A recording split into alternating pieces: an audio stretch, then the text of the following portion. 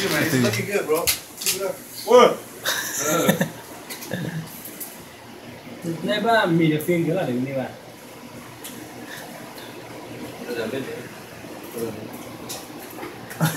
Baik. Lo dulu cek.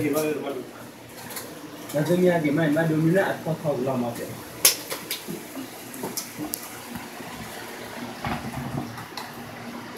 Kau dari ni, pada dia awal sana. Ya, minta tu sana dia. Minta kau ada. Orang. That's not it. Buat apa dia? Buat apa? Giờ phim là trên cái gì? Đây mà đến từ đi ra. Chưa đã là quá rồi. Lật học rồi. Nhưng mà chúng ta thì học phí có khẩu ở từ ban kinh tế. Tại sao nhà có gì? Thì nó bình thường đi. Kau mua ra. Nhưng nó cá là khu cơn nữa.